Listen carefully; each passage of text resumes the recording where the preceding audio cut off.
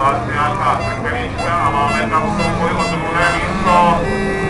263 a 315.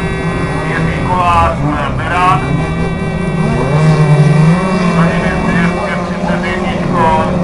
Jan Jelušek, ten se propracoval na místo třetí. A Slaník ze 60. Mirek Šek. A vedoucí jezdec za to vzal hned z prvních metrů, že si vypracoval mírný náskok na ostatní. Ten prvního kola